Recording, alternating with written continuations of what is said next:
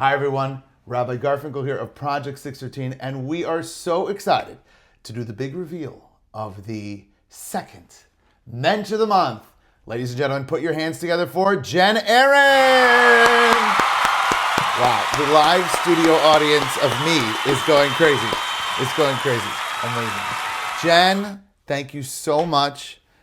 Congratulations. Mazel tov for being Mensch of the Month.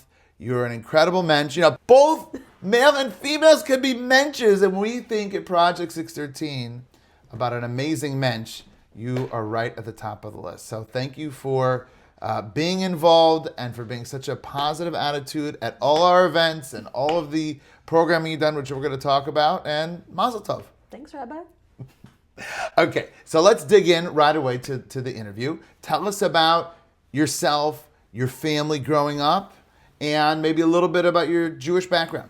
Yeah, I grew up in Wheaton, Illinois. I know there are some Jews in Wheaton. It's a long story, but basically my grandpa worked for Aron National Laboratory and moved the family to Glen Ellen, and my dad wanted to be near his parents, so I grew up right next to there in Wheaton, Illinois. Okay, so now Jen, even though I've lived in Chicago for 17 years, so if Chicago is the dot on the map, like Wheaton is north, south, where is Wheaton? It's directly west of the Loop. Oh, okay, fine. So yeah. Near Naperville? Right next to Naperville. By the way, it's called Naperville, but it's such a boring. People say they grew up there. They say Naperville. And they say Naperville. It's like a joke if you know Naperville. Yeah. So is Wheaton like Naperville? Is it pretty boring and straight, or is there? It's boring, but with more churches. Except for the Vatican, there are more churches per square mile than anywhere in the world. Are you serious? I'm very in serious. Wheaton? In Wheaton, Illinois, yeah. And this nice Jewish family comes and plops themselves down in the middle of Wheaton, Illinois. Yeah, yeah. Wow. Okay, made some very interesting growing up. Jewishly, what was going on in Wheaton? So in Wheaton itself, not so much, but there's a synagogue in Lombard where I started out at. It's Eitz Chaim, and that's where it's Reform. I was there up until I was in 5th grade, and then when I was, then we moved on to Congregation Beth Shalom in Naperville. Okay, there you go. And at the time it was Reconstructionist, and now it's unaffiliated, but that's where I had my bat mitzvah, that's where I had the formative years of my Jewish education, and it was a good experience. It was definitely clear that I was different than most of my classmates going to school. What do you mean? I mean, being Jewish in an area that is not necessarily as Jewish. It felt very like being very different, but it was always very clear that we were Jewish and that was our identity, and just holding on to that. So yeah. So it's something you felt? Oh yes, 100%. It's like you are Jewish. There's no other path. Like that's who you are. And so those were the marching orders from home. So there was a yes. strong. And was there any overt anti-Semitism growing up, or never? I never really felt that, but it was. Which is good. We like it when there's not that. Sadly, today there's a lot of that. But and it's very possible that's because being a young girl and a woman that I wasn't experiencing it. My brother, I think, would experience it a little bit more than I did. But I felt very comfortable sharing with everyone that I was Jewish. It's like, no, I don't celebrate Christmas. Like, no, this is who I am, and just that's that. So, do you think that ironically, and I've seen this go both ways, that being in a predominantly non-Jewish environment that might have made you stronger, as opposed to North Shore where there's pockets of really large amounts of Jews? Yeah, I think it definitely helped. I was definitely holding on to that identity and definitely showing people, I would try to educate people. I would tell these are the holidays, this is what's happening. Wow. So yeah, I think so. Amazing. So let's get back now to your actual Jewish family story, because I like Jewish genealogy, and we went to Spain together, and we've done a lot together, which God willing we'll get to. But tell us about your family tree a little bit, where they come from, some really exciting, interesting background. Yeah, so my dad's side, my paternal grandmother, her family came from what is now Belarus. It was Russia at the time. And my paternal grandfather came, his parents came from the region which is around the Carpathian Mountains.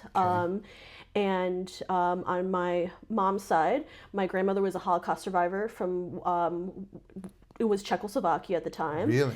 And her whole family, except for a cousin and her uncle, were wiped out. And so it was definitely. How did she get out? I'm sure that's probably an interview of herself. She was in the camps, and she survived with her cousin. And like, how old was she? She was like a teenager. And so she was in the work camps, and her cousin was like in an area right next to her, and then she would share her rations with her cousin, and it was really hard, but and she never spoke of it. She has since passed away, but but I am lucky enough. My middle name is for her. My middle name is Frida, after my grandmother. So I feel really honored to carry on her legacy in terms. And of... you have that fight in you, Jen. Yeah. You have that fight. That is actually really, really special. Yeah. And then my grandfather, his parents came from Constantinople, what is now Istanbul. And so I'm mostly Ashkenazi, but I have a Sephardi grandpa. So grew up speaking Ladino. He did. He grew up speaking Ladino. His parents came before he was born, and he was born in the 1920s, but they spoke Ladino in the household. Amazing. And it was just... Yeah. So obviously your grandmother who survived the Holocaust came to America afterwards, but the rest of your grandparents, when was the journey to America? So around the turn of the 19th century, my great-grandparents came to the U.S., and my grandmother was the only immigrant. All the rest of my grandparents were born here. You know, I love when we talk about, intermarriage, so there is a kosher type of intermarriage. Okay, this is when Sephardim and Ashkenazim marry. Okay, it's almost two distinct branches, obviously all Jewish.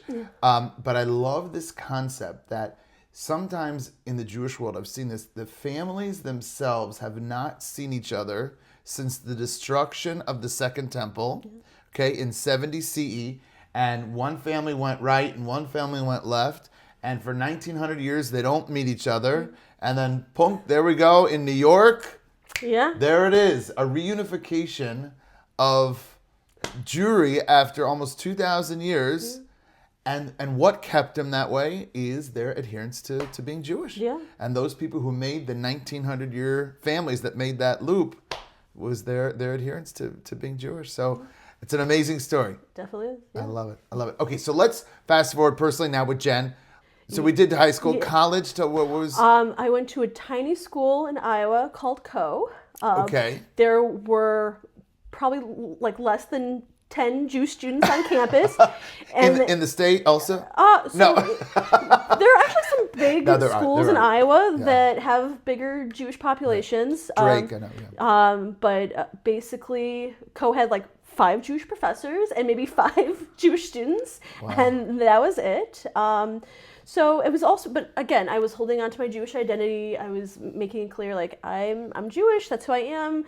Like, that you can't change that. So special. Okay, so you graduate and you're in Chicago. Yeah, well, so not quite. Or not yet. I graduate and I'm living in the suburbs a little bit, and then I do some time in Israel. I did a Masab program where I was interning there, and I was actually under now a member of the Knesset, Simcha Don Rotman. We did not know we had very powerful connections to the Israeli government here. So if you have any issues with what's going on, please, we'll get you to Jen. She will get you right to the Knesset, okay? At the time, he was heading up a think tank trying to make Israel more democratic. It was Mishalut. So, yeah. Wow. Now, what year are we talking now? This was 2014. Wow. Yeah. Amazing. Okay. So you had a whole year there? I was there for 5.5 months. Beautiful. Yeah, it was an amazing time. That must have been very special. Yeah, I'm a little jealous of that, yeah. but okay. All right, so then you're take us to your next steps. Yeah, so then I come back, I have another internship in DuPage County, and then I go to grad school at DePaul University, and that's actually where I first got connected with hearing about the Shabbos dinners that you had. That was 9 years ago was the first time like there was an activity fair at DePaul. I learned about what you were doing, and I was like, oh, this is great. So that was amazing. So actually talk about preceding things. So you actually are older than Project 613. Yeah, back from the Jet days. So amazing. Yeah. So Jet is really where it all started. We give it a shout out, Jet YP, as we started that as the young professional thing. I was blessed to be with Rabbi Khan from 2007 to 2017. So we really, for the end years, we're really focusing just on young professionals, my division. And you were part of that. Yeah, I was doing the original Project 613. Which is tell everyone what the original was. So basically, we're really getting the history now. Yeah, so it was this really great program where it would be over the course of like 6 classes. You were like, there was an interview to like really be sure that you're going to actually come to all the classes. You had to do a Shabbos in the Hood. One time I actually like listened into the class when I was on a train coming back from Springfield. I remember that. And I was like, I really want to go to this like really cool thing in Springfield, but I really want to like listen into this class. So I was on the train, the Amtrak, listening in to be sure that I wasn't going to miss the class. And I got like 90% of it. So I was happy that it worked out. I actually in my mind am remembering the classroom, even where we were in the DePaul graduate, the DePaul Law School, and that was amazing. I had forgot. See, I forgot about this, and I felt it was after that. I'm like, wow, here is a dedicated person. She had made a commitment to come to these classes, and that's amazing. Okay, great. And then so, 2017, Project 613 is launched, and you were part of that launch. Yeah, I was at the launch party. I went to the first couple classes, but I was in exile in Wheaton. I had a job in the suburbs. I was with my parents, so it was hard to get down to the Do we forgive her? Is she forgiven? I think she's okay. Right? Okay. She made it to Mensch. You made it to Mensch of the month, so that's okay. You took time out, but I think that's part of it. It's part of the what Project 613 is all about is we're here for the participants are here for us, and we're creating this community that, okay, people go away, but they know there's going to be a warm landing spot when they're ready. Yeah. Okay, great. So then you come out of your exile from the western suburbs. Yes. And you're back in the city. Yeah, in 2021, I came back and I saw that the classes were coming back as well in person. So I was like, I have to come back. So I was fortunate enough to come back. Now, Jen, you have a really good habit. A habit that I don't have. Jen is always on time. Jen is not only always on time, Jen is early. On time for Jen. I would think you'd be a German Jew. They're famous. Okay, but Jen, and the reason I say that is because Jen would always be the one to come early and help set up when we're sliding in like 2 minutes before showtime. Jen's like, already our rabbis and ready to help. And there's nothing more endearing than having someone help you. And really, it's really one of your really amazing character traits, your Mensch traits, is really being a giver. Yeah. I try, yeah. Amazing. So tell us about, so let's do weekly classes, because I think some people may know or not know what we do, but I think that's really the engine. Tell us about what happens in the classes. Why do you keep coming back? What's meaningful? Yeah, so usually it starts out with dinner, excellent food, and then we delve into these really great sources from the Torah, from Jewish scholars, and it's just always so meaningful. It's often with Chavrusa learning, which I really explain Chavrusa learning to the audience. Yeah, so basically you pair up with someone, and between the two of you, you should read out the source out loud, and then basically you can discuss it.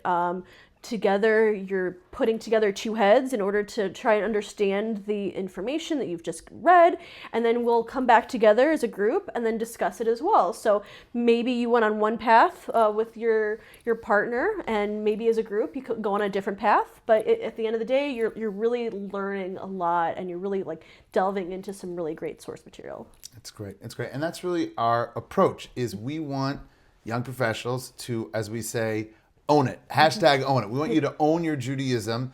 And lectures are great. I know myself that if I had put in a full day's work and I'm sitting in a room and it could be a very charismatic person, I would be... So maybe I'm just projecting, but we try almost always to have source materials that, many times I'll say is that don't believe us. Look for yourself. Look for yourself. Challenge us. The whole Jewish learning is based on questions and answers, and it's become a really beautiful weekly thing. People check in, and it's a really very nice community. So that's been amazing. And Jen, you've been so consistent about that. Okay, so that's the weekly programs. Tell us a little bit about Shabbos in the Hood.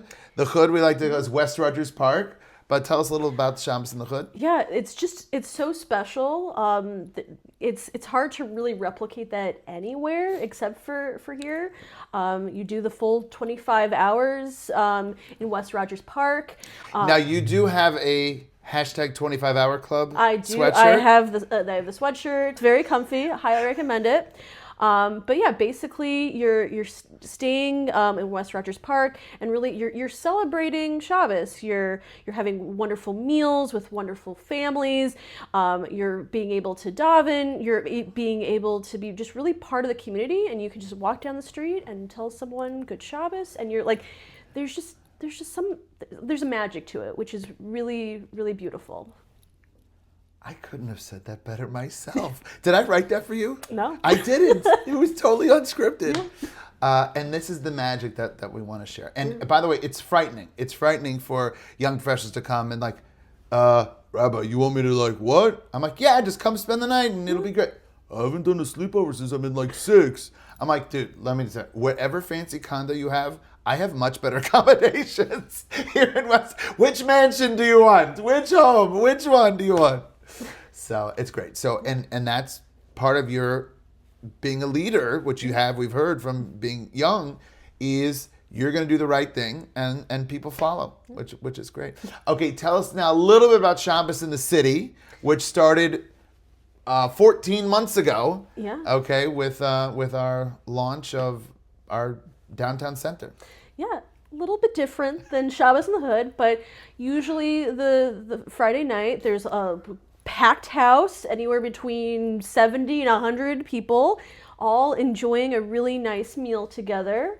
And then the real fun happens during Shabbos day, Saturday. Basically, you can daven in the morning, and then there's a really nice kiddush, there's a really nice lunch, there's a really nice discussion on, sometimes it's the parsha, sometimes it's words of wisdom, and then there's usually some guest speakers, often a family or a couple, talking about their experiences, and then you just kind of relax all day. You can ping pong, you can chat, you can play games. It's just really nice and relaxing all the way through Havdalah, and then there's just a beautiful closure to the whole day. It's really nice. So let's talk a little bit about travel. I have 2 more things I read in particular, and then we'll see what else. But I want to talk a little about your travel with Project 613, because we have together stamp some good places in your passport, and then I want to finish with mentorship. Yeah. Okay, so tell us about your travels. Yeah, I was on the Spain summit in 2023, which was just really, there was something so special about being back in the area that my family had been from. And there was one point where we were doing Havrusa learning in an area that had been a synagogue.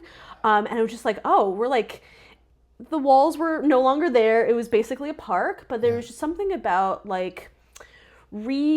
taking the area that had been lost to us. And there were a thousand Jewish people in one area doing Havrusa learning, and just it was so special because this was such an important area, and it was important again because what we were doing there. Amazing. So this Olami Summit, Project 613 is an integral part of Olami, certainly here in Chicago. We feel blessed to be part of the network. Put on these absolutely incredible summits. The last one internationally was in 2023.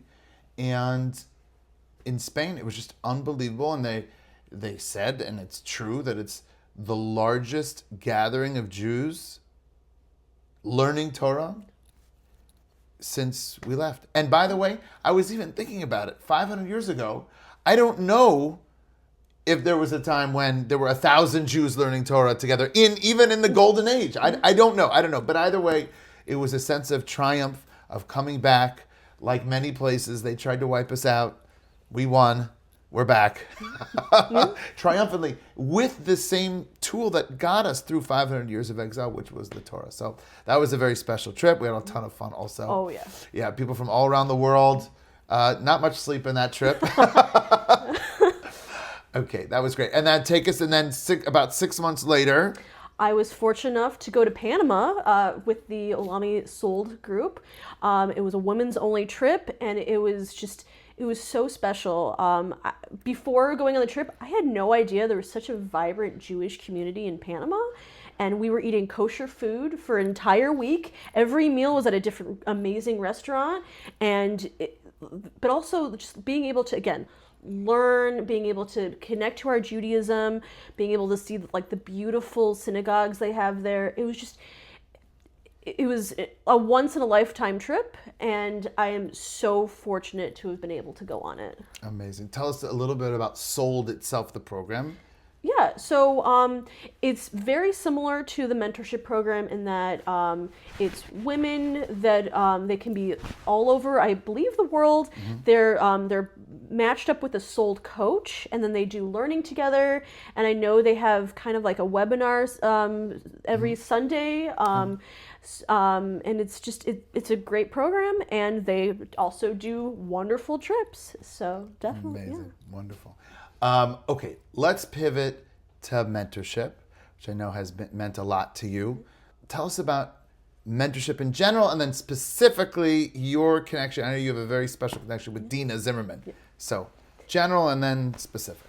Yeah, so mentorship, essentially, everyone is connected to their mentor, and then together you go through the source material that has been put together by Olami, and it's just really understanding all these elements of life, being Jewish, and learning of all these wonderful things from Jewish scholars, from the Torah, and just really like all this great information that you can then discuss with your mentor, and you can have this really great back and forth to understand where he or she has been, where you are, and just really being part of that great Jewish journey. Beautiful. Now tell us about you and Dina. Oh, so I have been so fortunate to be with Dina.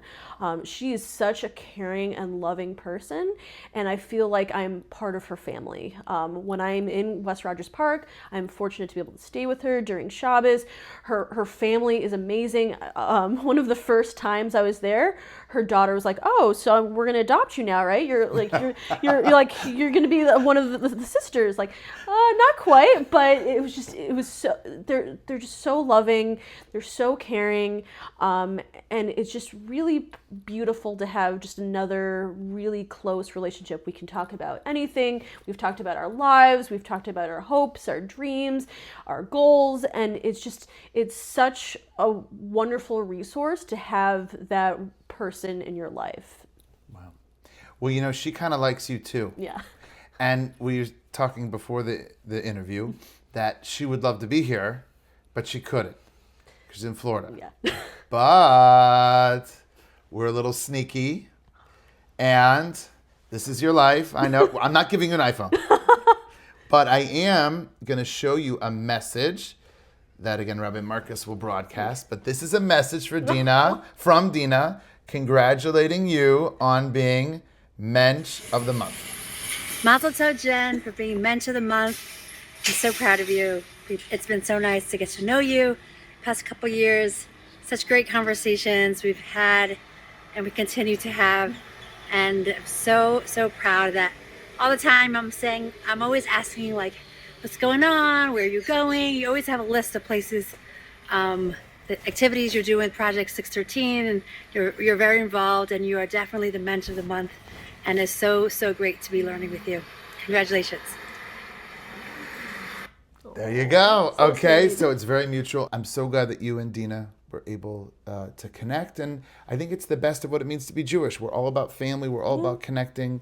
And when we talk about the Masorah, the chain of tradition, it's not only rabbi, it's family, it's mentors, it's everything. So beautiful.